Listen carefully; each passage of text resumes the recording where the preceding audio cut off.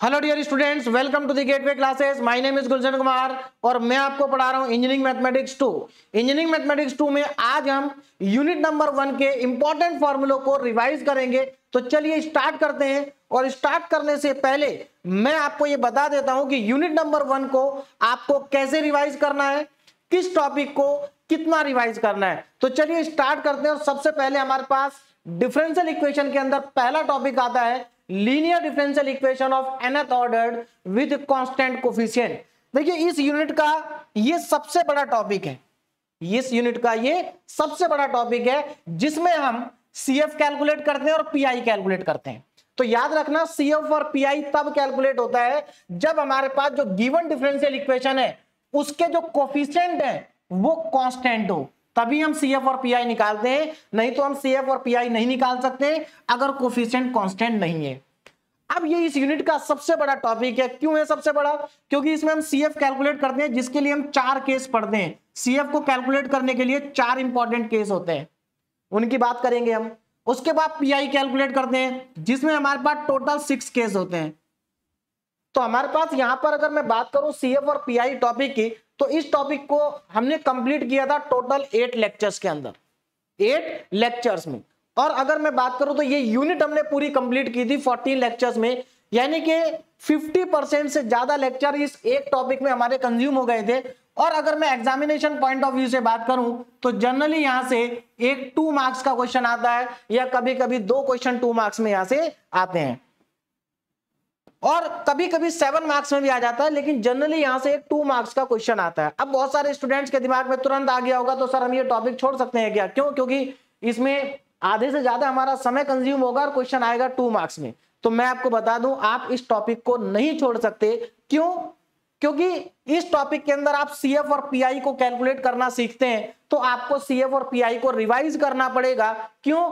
आगे आने वाले लगभग सभी टॉपिक के अंदर CF और PI का यूज होता है, तो इसलिए आप इस टॉपिक को छोड़ नहीं सकते। हाँ, अब मैं आपको बताता हूं कि आपको रिवाइज कैसे करना है इसको। देखिए टॉपिक बहुत बड़ा, लेकिन आपको इसमें बहुत ज्यादा समय नहीं देना है।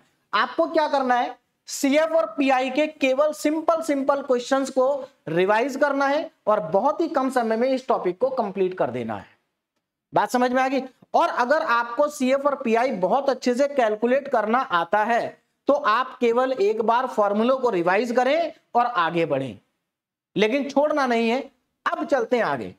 देखिए इसके बाद हमारे पास नेक्स्ट टॉपिक आता है साइमल्टेनियस लीनियर डिफरेंशियल इक्वेशन, जो बहुत इंपॉर्टेंट है। मैं आपको पहले भी बता चुका हूं, यहां से एक क्वेश्चन 7 मार्क्स का जनरली हर साल एग्जाम में आता है और बहुत बड़ा टॉपिक नहीं, हमने इसको एक ही लेक्चर में कंप्लीट कर दिया था। बाकी सभी टॉपिक हमारे एक एक लेक्चर में कंप्लीट हुए।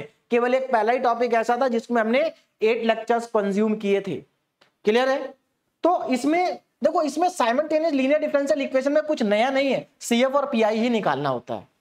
ठीक, उसके बाद नेक्स्ट टॉपिक आता है हमारा कॉची आइलर इक्वेशन। अब ये कॉची आइलर इक्वेशन इंपॉर्टेंट है। हाँ, एक चीज और है, कॉची आइलर इक्वेशन के जो क्वेश्चंस होते हैं उन क्वेश्चंस को हम variation of method of variation of parameter से भी कर सकते हैं, method of variation of parameter से भी कर सकते हैं। लेकिन आपको ये मेथड पढ़ना है। क्यों पढ़ना है?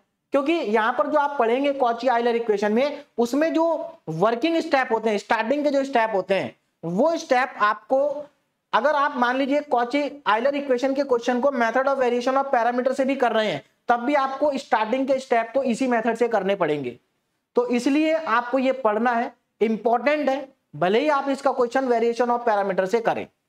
तो यहां से भी कभी कभी क्या होता है, 7 मार्क्स का क्वेश्चन यहां से भी आ जाता है। इसलिए आपको ये टॉपिक भी रिवाइज करना है और छोटा सा टॉपिक है। देखिए इस टॉपिक को छोड़ के बाकी सब छोटे टॉपिक है और ये टॉपिक बड़ा जरूर है लेकिन आसान है, क्योंकि यहां पर आपको केवल CF और PI निकालना सीखना, बस। आगे बढ़ते हैं। नेक्स्ट टॉपिक हमारे पास यहां पर आता है solution by changing independent variable. Again important topic है और यहां से भी जनरली 7 मार्क्स का क्वेश्चन पूछा जाता है।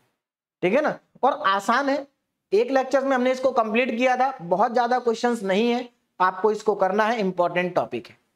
उसके बाद लास्ट टॉपिक आपको जो करना है वो है method of variation of parameter, और ये एक ऐसा टॉपिक है जिससे लगभग हर साल क्वेश्चन आता है। देखिए दो टॉपिक ऐसे हैं जिससे लगभग हर साल क्वेश्चन आता है, एक तो साइमल्टेनियस लीनियर डिफरेंशियल इक्वेशन से और एक method of variation of parameter से।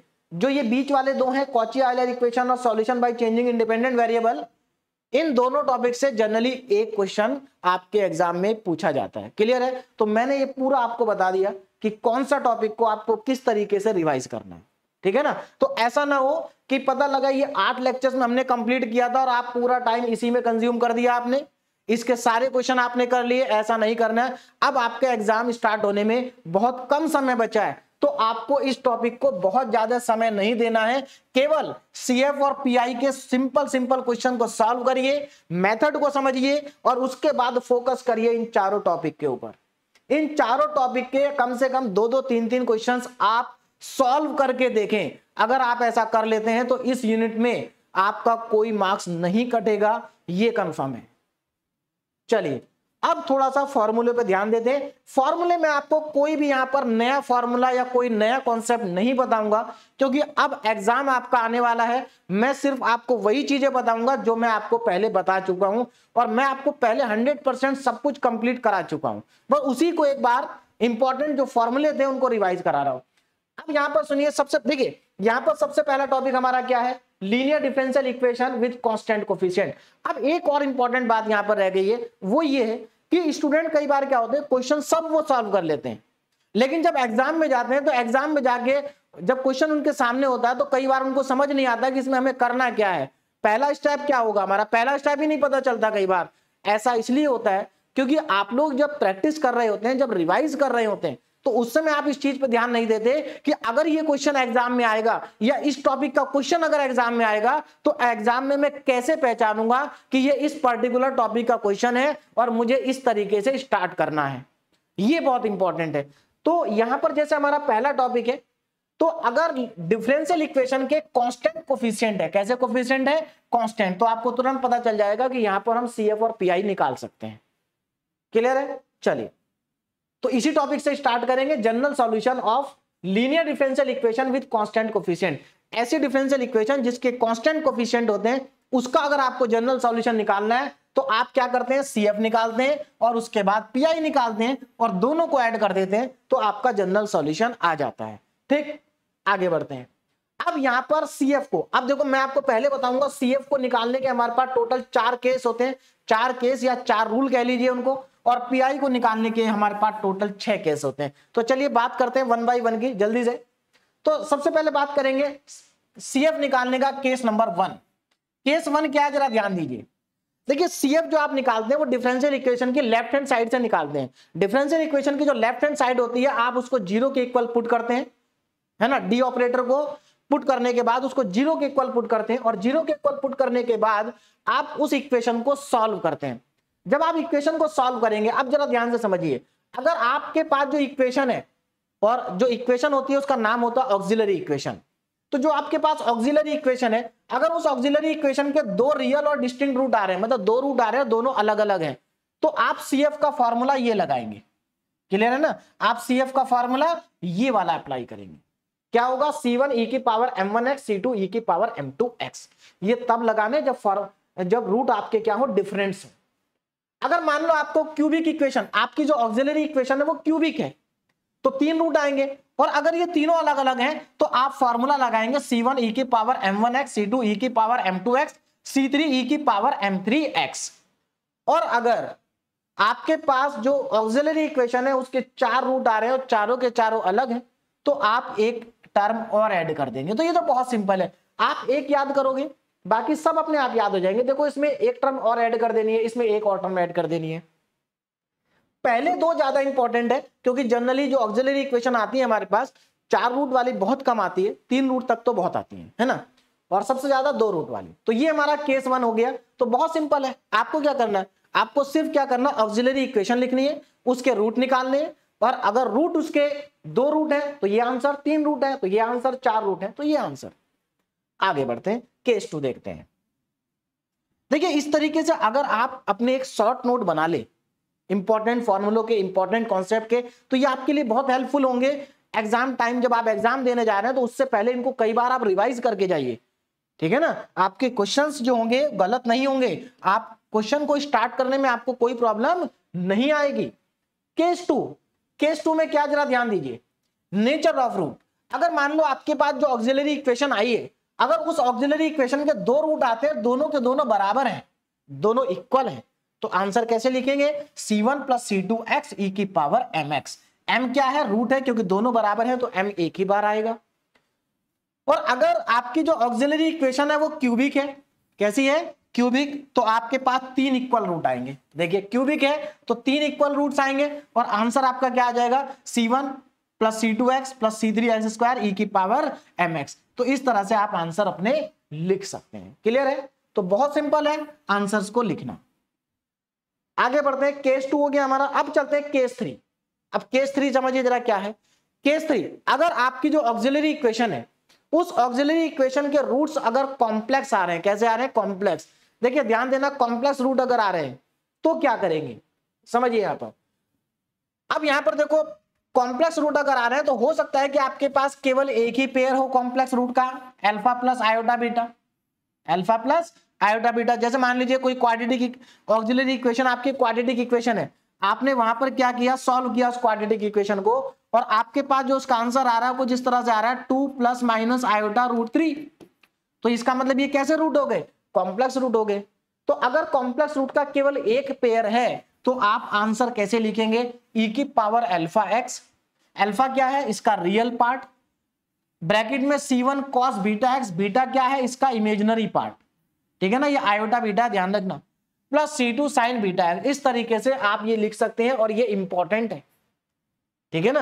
अभी इससे पहले मैंने जितने ही बताया सब इंपॉर्टेंट है। हाँ, अब देखिए अगर आपके पास दो पेयर आ जाए, अगर आपके पास कॉम्प्लेक्स रूट के दो पेयर आ जाए और दोनों के दोनों इक्वल हो, देखो ये भी alpha plus minus iota beta, ये भी alpha plus minus iota beta है। हालांकि ये ज्यादा इंपॉर्टेंट नहीं है, पहला वाला ज्यादा इंपॉर्टेंट है, ठीक है ना, लेकिन आप चाहते हैं कि आप कुछ भी ना छोड़े तो आप इसको भी कर सकते हैं, नहीं तो आप इसको स्किप भी कर सकते हैं, ज्यादा इंपॉर्टेंट नहीं है। तो यहां पर देखो क्या होगा, e की power alpha x c1 plus c2x cos beta x, क्योंकि यहां पर आप देखिए रिपीट हो रहा root, alpha minus iota beta दो बार है, अल्फा प्लस आयोटा बीटा भी दो बार है। तो आप क्या करेंगे, अगर रूट रिपीट हो रहा है तो e की पावर अल्फा x, यहां पर c1 प्लस c2x लिखेंगे, फिर cos बीटा x लिखेंगे, फिर c3 प्लस c4x लिखेंगे, फिर sin बीटा x लिखेंगे। अच्छा, इसमें एक केस और भी, इसमें एक टाइप और भी बन सकता है। क्या टाइप बन सकता है, हालांकि ज्यादा इंपॉर्टेंट नहीं है वो भी, टाइप ये बन सकता है कि यहां पर तो ये दो पेयर है, दोनों इक्वल है। ऐसा भी हो सकता है कि दो पेयर हो और दोनों अलग अलग हो, जैसे एक आ गया मान लीजिए 2 प्लस आयोटा रूट 3 और एक प्लस माइनस, और एक आ गया आपके पास 2 प्लस माइनस रूट 5। तो देखो ये दोनों के दोनों पेयर अलग अलग है। उस केस में क्या करेंगे, कुछ नहीं करना, उस केस में आपको बिल्कुल इसी तरीके से लिखना है। ये आपने एक पेयर के लिए लिखा, इसमें प्लस करके दूसरे पेयर के लिए लिख दीजिए, वो आ जाएगा c3 cos beta x c4 sin beta x, या बीटा की जगह कुछ और आ जाएगा, बस इतना होगा, कोई दिक्कत नहीं है। आगे चलते हैं केस 4। केस 4 देखिए, केस 4 में क्या है, यहां पर जो नेचर होगा रूट्स का वो इरेशनल होगा। जैसे कई बार आप क्या करते हैं, जब आप क्वाड्रेटिक फॉर्मूला लगाते हैं तो रूट्स कैसे आते हैं, इरेशनल आते हैं, कॉम्प्लेक्स नहीं है, इरेशनल है। जैसे इस तरह से आ जाएगा 2 प्लस माइनस रूट 3, ये कॉम्प्लेक्स रूट नहीं है, ये इरेशनल रूट है। तो अगर आपके पास इरेशनल रूट का एक पेयर है तो आप कैसे उसका आंसर लिखेंगे, वो यहां पर लिखा हुआ है। देखो e के पावर अल्फा x, यहां पर याद रखना जब कॉम्प्लेक्स रूट होता है तो कॉस आता है, इरेशनल होता है तो हाइपरबोलिक आता है। फॉर्मूला सेम वैसा ही है, देखो जैसा कॉम्प्लेक्स वाला फॉर्मूला वैसे ही इसमें भी है, बस यहां पर हाइपरबोलिक आता है, hyperbolic trigonometric function, cos hyperbolic root beta x, sine hyperbolic root beta x। बाकी अगर दो रूट आ जाए रिपीटिंग है तो सेम वैसे ही लिखना है। मतलब कॉम्प्लेक्स रूट का CF, कॉम्प्लेक्स रूट का CF और इरेशनल रूट का CF दोनों का एक ही जैसा है। बस आपको ये याद रखना है कि कॉम्प्लेक्स में कॉस और साइन आता है और इरेशनल में कॉस हाइपरबोलिक और साइन हाइपरबोलिक आ जाता है, ठीक है ना। चलिए अब आगे बढ़ते हैं। तो यहां पर हमारे चारों केस CF के कंप्लीट हो गए। अब देखते हैं PI के केस। देखो नाउ रूल्स टू फाइंड, या rules to find particular integral, particular integral को फाइंड करने के रूल्स क्या क्या है या केस कौन कौन से हैं। तो देखो यहां पर क्या होता है, हमारी जो डिफरेंशियल इक्वेशन होती है, डिफरेंशियल इक्वेशन में जो लेफ्ट साइड में ये जो FD होता है, इसको अगर आप 0 के इक्वल रख दो तो ये ऑक्सिलरी इक्वेशन होती है। भाई आप क्या कर रहे थे, अब CF निकालने के लिए क्या करते हैं आप, जो y का कोफिशिएंट होता है उसको आप 0 के इक्वल रख देते हैं। तो जब आप उसको 0 के इक्वल रख देते हैं तो वहां से आपको ऑक्सिलरी इक्वेशन मिलती है, और उसी ऑक्सिलरी इक्वेशन के रूट्स हमें मिलते हैं जिसके अकॉर्डिंग हम CF लिखते हैं। अब यहां पर क्या करना है, ये जो y का कोफिशिएंट है जिसको आप 0 के इक्वल पुट कर रहे थे, PI निकालते समय देखो इसकी जो राइट साइड है वो Q है, और याद रखना राइट साइड में जनरली x का फंक्शन लिखा होगा। तो आपको फॉर्मूला क्या लगाना, PI 1/FDQ। अब ये जो Q है, इस Q के बेसिस पर हमारे पास यहां पर टोटल बनेंगे 6 केस। कितने केस बनेंगे, 6 केस बनेंगे। हर बार ये Q बदल जाएगा, बस इतना ही है। तो केस नंबर 1 में Q आप जानते हैं e की पावर ax होता है, e की पावर ax या e की पावर अल्फा x भी लिख सकते हैं, e की पावर ax। फॉर्मूला क्या बनेगा, अब जरा ध्यान देना, अगर डिफरेंशियल इक्वेशन की राइट हैंड साइड में e की पावर ax लिखा है तो आपके पास PI का फॉर्मूला बन जाएगा 1/FD, Q की जगह रख देंगे e की पावर ax। अब इसके बाद क्या करेंगे, आपको करना क्या है, यहां पर d को रिप्लेस कर देना a से, जो x का कोफिशिएंट है ना उसको आपको d की जगह पर रख देना है। अगर रखने के बाद अगर ये जो FA आपके पास आया, अगर इसकी वैल्यू 0 नहीं है, अगर इसकी वैल्यू 0 नहीं है तो आपको यहीं से आंसर मिल जाएगा।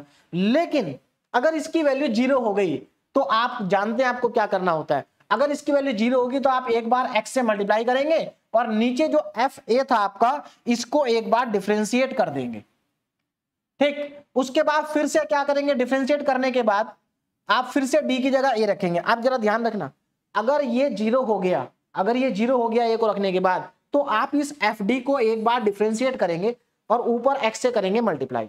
डिफरेंशिएट करने के बाद d के प्लेस पर फिर से a रखेंगे और फिर से चेक करेंगे, अगर ये 0 के इक्वल नहीं हुआ तो यही आंसर है। लेकिन अगर ये 0 के इक्वल हो गया तो आप FD को एक बार और डिफरेंशिएट करेंगे और उसके बाद पुट करेंगे। और ये आप जब तक करेंगे जब तक आपको ये जो नीचे वाला फंक्शन है ये नॉन जीरो के इक्वल नहीं मिल जाता, ये 0 नहीं बनना चाहिए। ठीक है ना, तो जब तक आप इसको डिफरेंशिएट करते रहो जब तक ये 0 बन रहा है, और जैसे ये 0 ना बने आप उसमें वैल्यू पुट कर दो। ठीक, जितनी बार डिफरेंशिएट करेंगे उतनी बार ऊपर x मल्टीप्लाई होगा, ये चीज आपको ध्यान रखनी है। ठीक है, तो ये था हमारा केस 1, और बहुत सिंपल क्वेश्चन होते हैं केस 1 के। हाँ, यहां पर देखिए 3 फॉर्मूले और हैं, और ये तीनों फॉर्मूले, अब देखो यहां पर ध्यान रखना, ये जो तीनों फॉर्मूले यहां पर आपके सामने लिखे हैं, ये तीनों फॉर्मूले ऐसा नहीं है कि केवल इसी केस में अप्लाई होंगे। ये अगर आप इनको ध्यान से देखो तो ये वो फॉर्मूले हैं जो 5 यूनिट में यूज हुए हैं। पहला और दूसरा फॉर्मूला, कोई यूनिट ऐसी नहीं है जिसमें ये दोनों फॉर्मूले यूज ना हुए हों। बहुत इंपॉर्टेंट फॉर्मूले हैं, याद रखना। ठीक है ना, बहुत इंपॉर्टेंट फॉर्मूले हैं, पहला और दूसरा लगभग 5 यूनिट में इनका यूज हुआ है, तो इनको अच्छे से याद कर लीजिए और मेरे ख्याल से सभी को याद होंगे। आगे बढ़ते हैं, केस नंबर 2। यहां पर क्या आता है हमारे पास, अगर Q की जगह पर sin AX लिखा हुआ आ जाए, cos, देखिए A जो है कांस्टेंट है, A की जगह 1 2 3 कुछ भी लिखा हो सकता है, या cos AX आ जाए या फिर इस तरह से लिखा जाए, जनरली इस तरह से लिखा हुआ आता है। तो क्या करना है ऐसे केस में, ऐसे केस में क्या करना है जरा ध्यान देना। ऐसे केस में आपको ये जो नीचे FD स्क्वायर लिखा है, नीचे क्या लिखा है FD स्क्वायर, इसमें D स्क्वायर के प्लेस पर माइनस का A स्क्वायर पुट करना होता है। D स्क्वायर के प्लेस पे माइनस का A स्क्वायर को क्या करना होता है, सब्स्टिट्यूट करना होता है। अब यहां पर गलती नहीं करनी है। गलती क्यों नहीं करनी है, क्योंकि यहां पर आप D स्क्वायर की जगह पर माइनस का A स्क्वायर पुट करेंगे। गलती क्या करते हैं बच्चे कि यहां पर वो माइनस का A स्क्वायर समझ लेते हैं और ये बाद में हो जाता है प्लस का A स्क्वायर। बहुत सारे स्टूडेंट पूछते हैं सर ये माइनस, जब ये होल स्क्वायर है तो माइनस का प्लस क्यों नहीं हुआ। भाई माइनस का प्लस इसलिए नहीं हुआ क्योंकि ये माइनस का स्क्वायर नहीं है, ये केवल A का स्क्वायर है, माइनस उसके साथ मल्टीप्लाई में आ रहा है। ठीक है ना, प्लस तब होता है जब माइनस A का होल स्क्वायर हो, यहां केवल A का होल स्क्वायर है। क्लियर हो गया। चलिए, तो यहां पर फिर से अगेन आपको वही चेक करना है, जब आप D स्क्वायर की जगह पर माइनस A स्क्वायर पुट करेंगे तो ये 0 नहीं बनना चाहिए। अगर ये 0 बनेगा तो आपको एक बार इसको डिफरेंशिएट करना पड़ेगा और x से मल्टीप्लाई करना पड़ेगा। ठीक है, उसके बाद फिर से चेक करो कि ये 0 बन रहा है कि नहीं। अगर 0 नहीं बन रहा है तो यही आपका आंसर आ जाएगा, और अगर 0 बन रहा है तो एक बार और डिफरेंशिएट करो और x से एक बार और मल्टीप्लाई करो, उसके बाद आपका आंसर आ जाएगा। क्लियर है, तो ये हमारा केस 2 हो गया। उसके बाद केस 2 के बाद देखिए यहां पर ये कुछ इंपॉर्टेंट फॉर्मूले लिखे, फिर से मैं यही कहूंगा ये वो फॉर्मूले हैं जो आपके हर यूनिट के अंदर यूज हुए हैं। आप खुद ही देखिए कोई ऐसी यूनिट मुझे बता दीजिए जिस यूनिट में ये फॉर्मूले यूज ना हुए हों। ये ट्रिग्नोमेट्री के बेसिक फॉर्मूले हैं और पांचों यूनिट में इनका यूज है, तो इनको बहुत अच्छे से आप लोग याद कर लीजिए, है ना, इंपॉर्टेंट फॉर्मूले हैं। आगे बढ़ते हैं। केस नंबर 3, यहां पर q की जगह या तो x की पावर n मतलब x की पावर 2, x की पावर 3, x की पावर 4 ऐसा कुछ लिखा मिलेगा, या कोई पॉलिनोमियल मिल जाएगी आपको लिखी हुई। तो यहां क्या करेंगे, तो अब यहां पर जरा ध्यान से समझिए, अगर q की जगह x की पावर n या कोई पॉलिनोमियल अगर लिखी है तो आपको करना क्या है। तो सबसे पहले तो आपको करना यह है कि यहां पर जो ये fd लिखा है आप इसको इस फॉर्म में कन्वर्ट कर लेंगे, जो ये नीचे 4 फॉर्म लिखी है। इन 4 में से कोई एक फॉर्म आपकी 100% बन जाएगी यहां पर।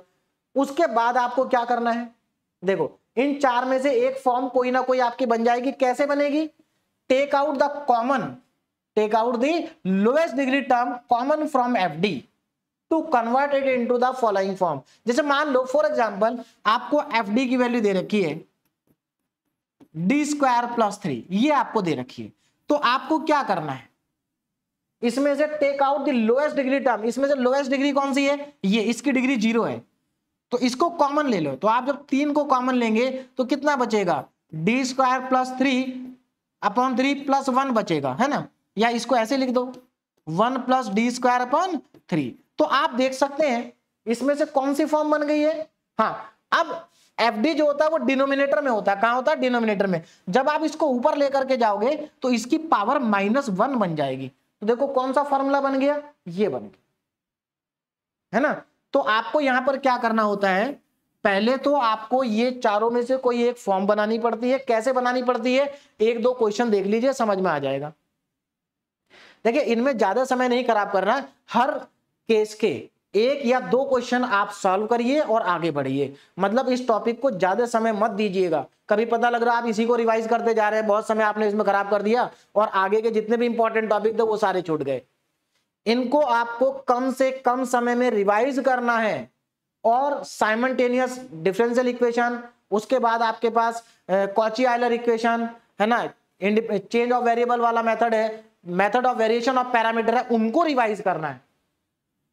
चलिए अब इसके बाद जब आप ये फॉर्म बना लेंगे तो ये फॉर्म बनाने के बाद आपको बाइनोमियल थ्योरम के ये जो 4 फॉर्मूले आपके सामने लिखे हैं, इन 4 में से कोई एक फॉर्मूला आपके क्वेश्चन में लग जाएगा। और ये जो चारों फॉर्मूले हैं, ये चारों फॉर्मूले बहुत ज्यादा इंपॉर्टेंट है, क्योंकि इन 4 में से 2 फॉर्मूलों का यूज हम टेलर और लॉरेंस सीरीज में भी करते हैं। टेलर और लॉरेंस सीरीज के 90% से ज्यादा क्वेश्चंस इन्हीं दोनों फॉर्मूलों से सॉल्व होते हैं। और टेलर एंड लॉरेंस सीरीज का एक लॉन्ग क्वेश्चन 100% एग्जाम में आता है। टेलर एंड लॉरेंस सीरीज इस यूनिट के अंदर नहीं है, आप जानते हैं Taylor and Laurent series last में। चलिए आगे बढ़ते हैं। नाउ केस नंबर 4 आपके पास आ गया। यहां पर क्या है, देखो यहां पर आपको q के प्लेस पर e की पावर ax मिलेगा और उसके साथ में कोई एक और फंक्शन मिलेगा x का। तो यहां पर जो v है कोई x का फंक्शन है। आपको इसमें करना क्या है, देखो अब मेरी बात ध्यान से सुनिए। पीआई के जो पहले 3 केस होना वही इंपॉर्टेंट है। जो 4th वाला केस है वो आपका केस 1 में कन्वर्ट हो जाता है। केस 4th वाला केस 1 में नहीं, या तो केस 2 में कन्वर्ट हो जाएगा या केस 3 में कन्वर्ट हो जाएगा। यानी कि जो केस 4 है ये कोई नया केस नहीं है, आपका इसमें पहला स्टेप अलग है। उसके बाद या ये जो केस नंबर 4 है या तो केस नंबर 3 में कन्वर्ट हो जाएगा केस नंबर 2 में, और केस 3 और केस 2 आपको ऑलरेडी आता है। ठीक है, कैसे, देखो आपको क्या करना है, यहां से इस e की पावर ax को बाहर ले आना है। कैसे आएगा ये, मतलब पीछे ले आना है इसको। कैसे आएगा, आपको क्या करना है, इसको पीछे लिखना है और ये जो नीचे वाला फंक्शन है fd, जो नीचे d का एक फंक्शन लिखा हुआ है, वहां पर d के प्लेस पर d + a पुट कर दो। Replace d by d + a। जैसे आप d को d + a से रिप्लेस करेंगे आपका e की पावर ax पीछे आ जाएगा और ये बनेगा fd + a। अब समझिए इसके आगे बचा v। अब ये v जो है, या तो ये देखिए v के प्लेस पे या तो sin x cos x लिखा होगा या फिर कोई पॉलिनोमियल लिखी होगी। तो सिंपल सी बात है, अगर sin x cos x हुआ तो केस नंबर 2 बन जाएगा, और अगर पॉलिनोमियल हुई तो केस नंबर 3 बन जाएगा। तो उसके बाद तो ये केस 2 और केस 3 में कन्वर्ट हो जाएगा। तो कहने का मतलब ये है केस 4 कन्वर्ट हो जाता है या तो केस 2 में या केस 3 में, तो ये कोई नया केस नहीं है। अब चलते हैं केस नंबर 5 में। यहां पर क्या होता है, यहां पर आपके पास x की पावर n cos ax होगा या x की पावर n sin ax होगा। ये भी नया केस नहीं है, बस स्टार्टिंग के 1-2 स्टेप चेंज है, उसके बाद ये भी कन्वर्ट हो जाएगा। देखो कैसे। हाँ, यहां पर देखिए फॉर्मूला, पहले एक और इंपॉर्टेंट फॉर्मूला यहां पर आएगा, ये वाला। अगेन बहुत ज्यादा इंपॉर्टेंट फॉर्मूला है और ये भी एक ऐसा फॉर्मूला है जो लगभग 5 यूनिट में यूज हुआ है इसका, है ना, और 1-2 यूनिट में तो इस फॉर्मूले का बहुत ज्यादा यूज हुआ है। e की power ax cos ax plus iota sin ax। ठीक है, चलिए अब आपको देखो यहां पर करना क्या है, जरा ध्यान से समझिए। ये जो cos ax है ये रियल पार्ट है e की इसका, देखो इसका क्या है, रियल पार्ट है। जो cos ax है इसका रियल पार्ट है और जो sin ax है वो इसका इमेजिनरी पार्ट है। तो cos ax is the real part of e की पावर iox और sin ax is the imaginary part of e की पावर आयोटा ax। क्लियर हो गया। चलिए अब थोड़ा सा आगे बढ़ते हैं और देखते हैं कि इसका जो स्टेप है वो किस तरह से आपको आगे बढ़ना है। देखो इसमें क्या करना होता है, मतलब आपके पास इस तरह का कोई फंक्शन दिया होगा, आप क्या करेंगे, यहां पर जैसे cos ax लिखा, भाई या तो cos ax होगा या sin ax होगा। अगर cos ax लिखा है तो आप इसकी जगह लिखेंगे रियल पार्ट ऑफ e की पावर आयोटा ax, क्योंकि cos ax की जगह पर आप लिख सकते हैं, cos ax की जगह पर आप लिख सकते हैं रियल पार्ट ऑफ e की पावर आयोटा ax। और अगर sin ax है तो आप लिखेंगे imaginary part of iota ax। और उसके बाद करना क्या है, उसके बाद कुछ नहीं करना आपको। देखो यहां पर इसकी जगह आपने लिख दिया रियल पार्ट ऑफ e की पावर आयोटा x, अब इस रियल पार्ट को लिख दो बाहर, तो ये बचा। अब जरा समझो, अब ये कौन सा केस बन गया, ये तो केस नंबर 4 बन गया। देखो x की पावर n और e की पावर आयोटा x, तो अब केस नंबर 4 या तो केस 2 में चला जाएगा या केस 3 में चला जाएगा। तो आप इस e की पावर आयोटा x को पीछे ले आओगे बैक साइड में, तो ये आपका केस बन जाएगा कौन सा, केस नंबर 3 बन गया यहां पर। तो देखो मतलब केस 5 भी किस में कन्वर्ट हो गया, केस 3 में कन्वर्ट हो गया। तो कितना आसान है, ठीक है। ऐसे ही इधर sin ax वाला है, तो sin ax की जगह पहले आप इमेजिनरी पार्ट लिख देंगे, फिर इसको बाहर कर देंगे और उसके बाद इस e की पावर आयोटा ax को भी बाहर कर देंगे और यहां पर d प्लस आयोटा a लिख देंगे। तो ये भी आपका केस नंबर 3 बन गया। तो इस केस में कुछ नया नहीं है। नाउ pi का लास्ट केस, और इसमें क्या है हमारे पास, q के प्लेस पे या तो tan ax होगा या cot ax होगा या sec ax होगा या cosec ax हो सकता है, या फिर कोई और फंक्शन हो सकता है, कोई भी फंक्शन हो सकता है x का, लेकिन याद रखना पहले जो 5 केस हैं उनमें से नहीं होना चाहिए। तो आपको देखो क्या करना है, पहले 5 केस को एक बार रिवाइज कर लीजिए और इस केस को आपको, इसको आप छोड़ सकते हैं, इसको आप स्किप कर सकते हैं। क्यों कर सकते हैं मैं बता रहा हूं। अगर बाई चांस इसका क्वेश्चन आ भी जाता है, अगर बाई चांस इसका क्वेश्चन आ भी जाता है, तो इसका क्वेश्चन अगर आएगा तो 7 मार्क्स में आएगा, ठीक है। और इसका क्वेश्चन इंपॉर्टेंट है, जनरली आता है एग्जाम में। अगर ये 7 मार्क्स में इस केस का क्वेश्चन आता है तो आप इस केस के क्वेश्चन को इन फॉर्मूलों से यूज ना करके, इस केस को यूज ना करके, इस केस के क्वेश्चन को आप वेरिएशन ऑफ पैरामीटर से करेंगे। क्लियर है। इस केस के जितने भी क्वेश्चन होते हैं वो वेरिएशन ऑफ पैरामीटर से सॉल्व हो जाते हैं। तो इसलिए इस केस की ज्यादा टेंशन आपको नहीं लेनी है। बस आपको क्या पता होना चाहिए कि जो केस नंबर 6 है उसमें q की जगह पर tan, cot, sec, cosec या कोई और फंक्शन जो पहले 5 केस में नहीं आया है वो फंक्शन यहां पर हो सकता है। और अगर आपको ऐसा कोई भी क्वेश्चन दिखाई दे तो बिना सोचे समझे उसमें variation of parameter of method लगा दीजिए। हाँ, लेकिन एक चीज का ध्यान जरूर रखना कि वेरिएशन ऑफ पैरामीटर जो मेथड है हमारा वो केवल second order linear differential equation के लिए ही है। ऐसा नहीं कि आप उसमें थर्ड ऑर्डर की डिफरेंशियल इक्वेशन आ गई और आपने वहां पर वेरिएशन ऑफ पैरामीटर लगा दिया कि सर ने कहा था सभी जगह लगा देंगे, ऐसा नहीं है। वेरिएशन ऑफ पैरामीटर केवल तभी लगेगा जब सेकंड ऑर्डर की डिफरेंशियल इक्वेशन आपके पास आएगी। और इस केस के लगभग सभी question second order differential equation के ही है, इसीलिए मैं कह रहा हूं कि इसके सारे क्वेश्चन वेरिएशन ऑफ पैरामीटर से सॉल्व हो जाएंगे। तो इसलिए इस केस को आपको पढ़ने की जरूरत नहीं है, बस आप इस केस में इतना, इस केस की पहचान आपको होनी चाहिए बस। क्लियर है, आगे बढ़ते हैं ना। तो यहां पर हमारे CF और PI खत्म हो गया, मैंने आपको सब बता दिया, आपको बहुत ज्यादा रिवाइज नहीं करना है, सिंपल सिंपल क्वेश्चन सॉल्व करने और आगे बढ़ना है। और अब यहां से जो टॉपिक स्टार्ट हो रहे हैं इन पे आपको पूरी तरीके से फोकस करना है, ठीक है ना। तो चलो अब देखते हैं कॉची रीमान इक्वेशन। तो यहां पर देखो सबसे पहले अब जरा इंपॉर्टेंट पार्ट हमारा शुरू हुआ है, होमोजीनियस लीनियर डिफरेंशियल इक्वेशन या फिर आयलर कॉची इक्वेशन। देखो अगर इस टॉपिक का क्वेश्चन आपने कर रखे हैं और एग्जाम में अगर ये क्वेश्चन आएगा तो सबसे पहले आपको क्या सोचना है कि अगर ये इस टॉपिक का क्वेश्चन एग्जाम में आएगा तो मैं कैसे पहचानूंगा। तो देखिए अगर आयलर कॉची इक्वेशन का क्वेश्चन एग्जाम में आता है तो पहली बात तो यहां पर जो डिफरेंशियल इक्वेशन है इसके जो कोफिशिएंट होंगे वो कांस्टेंट नहीं होंगे। अभी तक कांस्टेंट कोफिशिएंट चल रहा था, अब यहां पर आप देख सकते हैं अगर यहां पर ये nth ऑर्डर का डेरिवेटिव है तो इसके साथ में nth पावर का ही क्या होगा, x लिखा होगा यहां पर, यानी कि यहां पर x की पावर भी क्या होगी, n होगी। मतलब जिस पावर का डेरिवेटिव होगा उसी वही पावर x की भी होगी, इस चीज का आपको ध्यान रखना है, ठीक है ना। जैसे देखो यहां एग्जांपल देखो, ये सेकंड ऑर्डर का डेरिवेटिव इसकी पावर 2 है, ये फर्स्ट ऑर्डर का डेरिवेटिव है, यहां पर x की पावर 1 है और यहां पर 3y है। तो इसका मतलब ये होमोजीनियस लीनियर डिफरेंशियल इक्वेशन का क्वेश्चन है या आयलर कॉची इक्वेशन का क्वेश्चन है, और आपको यहां पर आयलर कॉची इक्वेशन का ही मेथड क्या करना है, अप्लाई करना है। क्लियर है, समझ में आ गया। चलिए अब थोड़ा सा आगे बढ़ते हैं। हाँ इसमें थोड़ा सा कभी कभी क्वेश्चन को क्या करते हैं, थोड़ा सा चेंज कर देते हैं। कैसे, जैसे मान लो यहां पर x³ लिखा है और यहां पर डेरिवेटिव 2 है, क्या है, डेरिवेटिव 2 है।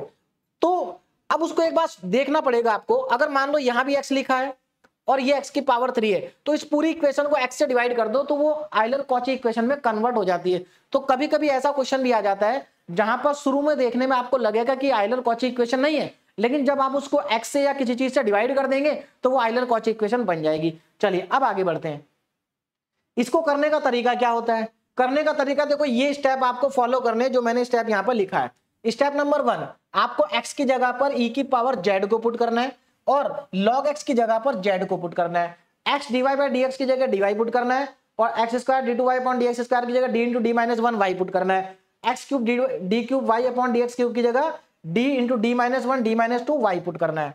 ये सब्स्टिट्यूशन आप कर देंगे। जैसे ही आप ये सारे के सारे सब्स्टिट्यूशन कर देंगे, सब्स्टिट्यूशन करने के बाद ये जो इक्वेशन है आपकी ये कन्वर्ट हो जाएगी किसमें, given homogeneous linear differential equation is converted into linear differential equation with constant coefficient.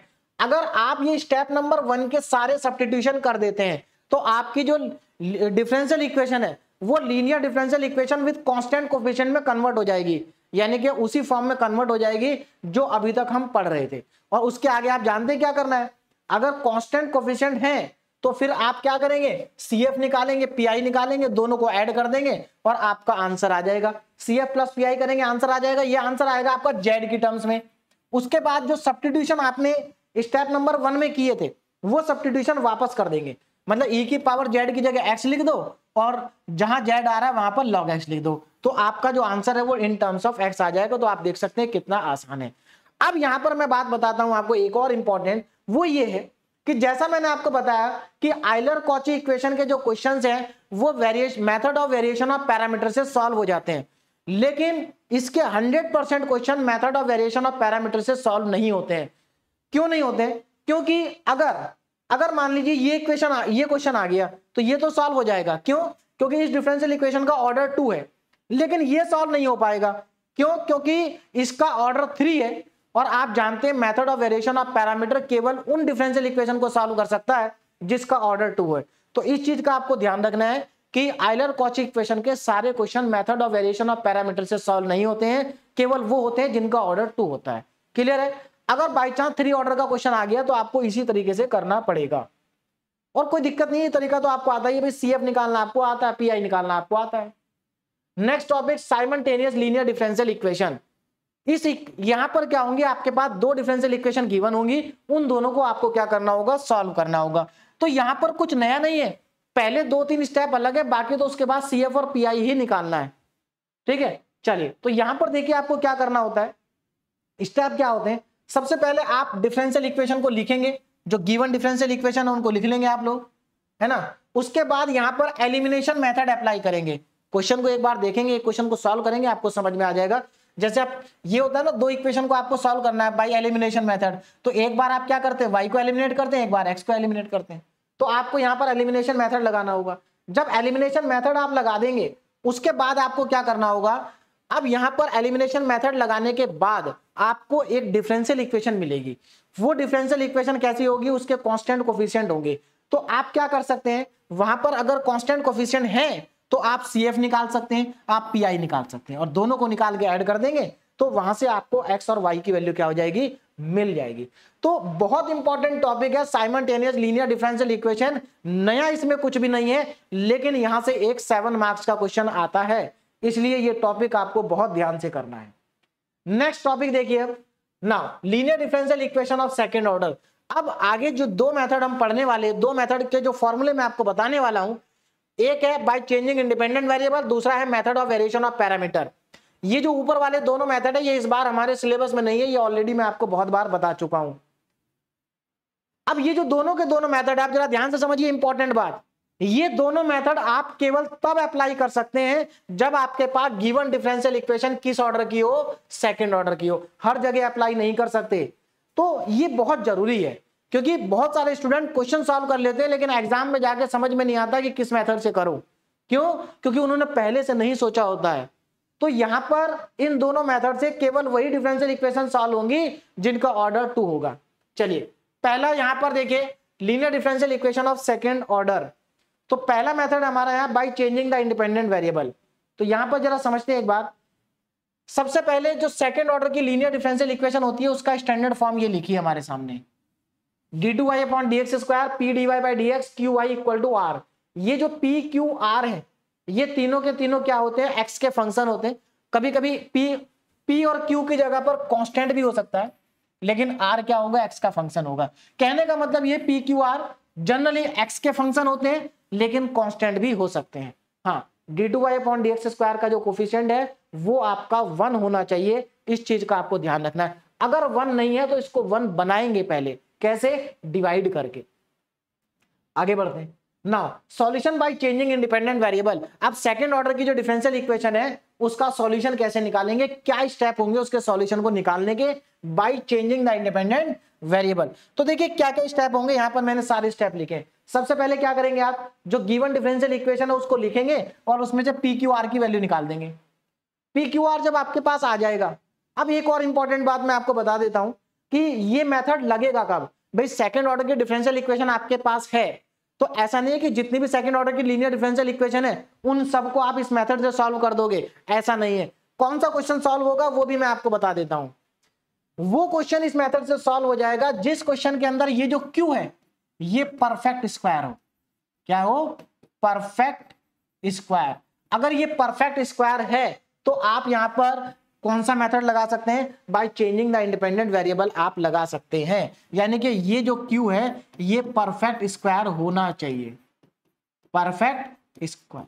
हाँ, अब एक चीज का ध्यान रखना, परफेक्ट स्क्वायर केवल वेरिएबल का होना चाहिए। किसका होना चाहिए, वेरिएबल का।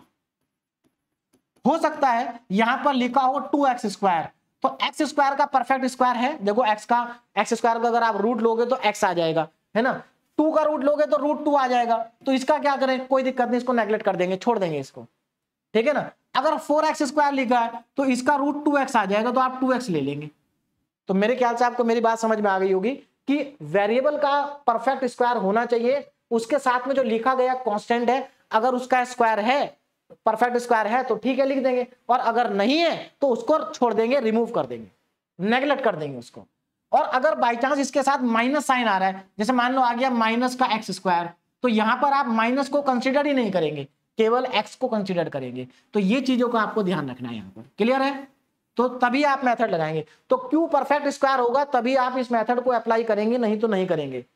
अब उसके बाद आप जानते हैं क्या करना है, नेक्स्ट स्टेप आपका क्या होगा, dz/dx का होल स्क्वायर को आप q के बराबर मान लेंगे, और इसके बराबर मानने के बाद यहां से आप देखो इस स्क्वायर को डालोगे, इसका रूट लगाओगे, तो यहां से आपको क्या मिल जाएगा, dz/dx मिल जाएगा। ठीक, अगर आप इसको एक बार इंटीग्रेट कर दोगे तो आपको z मिल जाएगा, अगर इसको एक बार डिफरेंशिएट कर दोगे तो ये मिल जाएगा। मतलब यहां से आपको आगे बढ़ना है। अब उसके बाद स्टेप नंबर 3 में ये 3 फार्मूले हैं, तीनों फार्मूलों को लगा देंगे आप। क्यों? क्योंकि ये जो वैल्यू है, ये तीनों वैल्यू आप ऑलरेडी कैलकुलेट कर चुके हैं।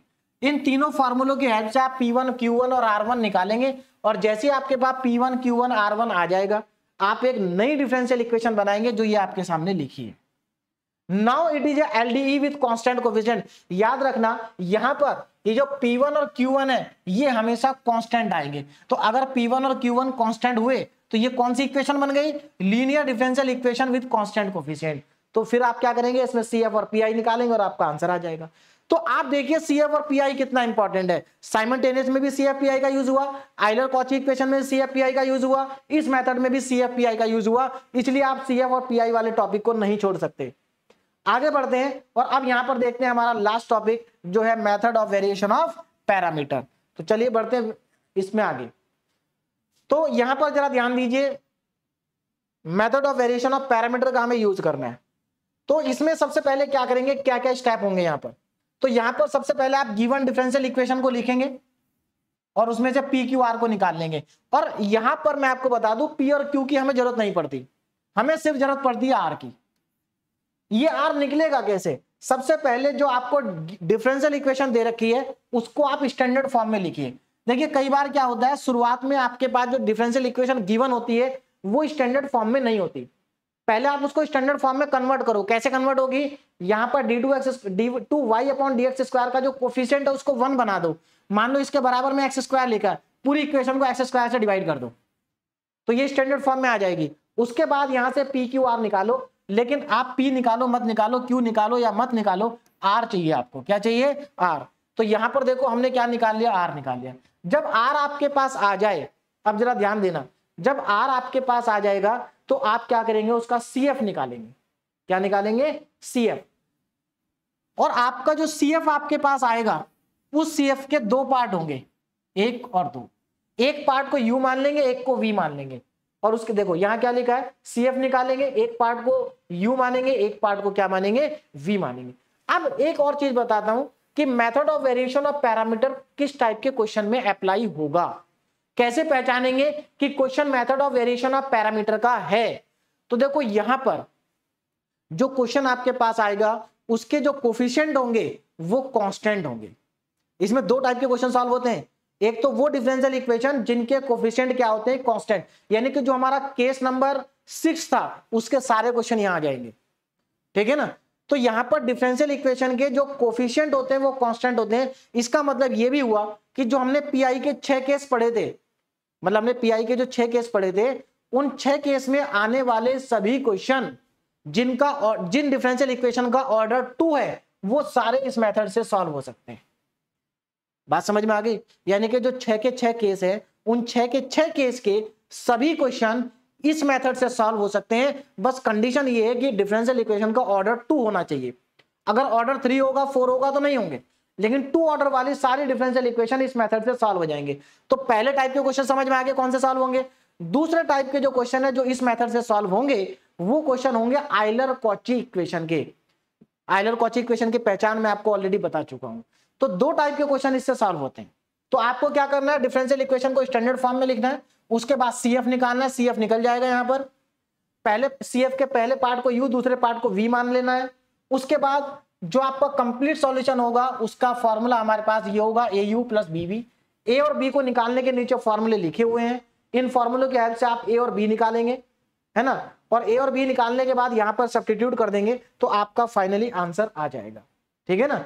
और यहां पर जो W यूज हो रहा है इसको रॉन्सियन बोलते हैं। रॉन्सियन का फॉर्मूला ये लिखा हुआ।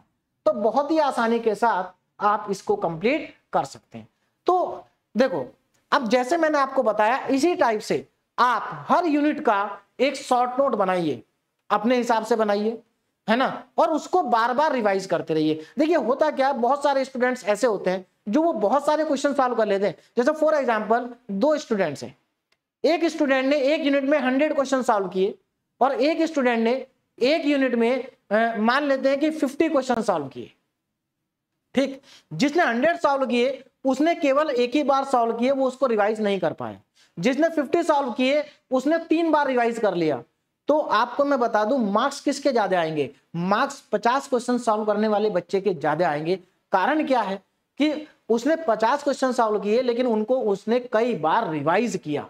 जिसने 100 सॉल्व किए उसने रिवाइज ही नहीं किया, मेहनत उसने ज्यादा की लेकिन मार्क्स उसके कम आएंगे। ठीक है, ज्यादा से चांस यही है कि उसके कम आएंगे।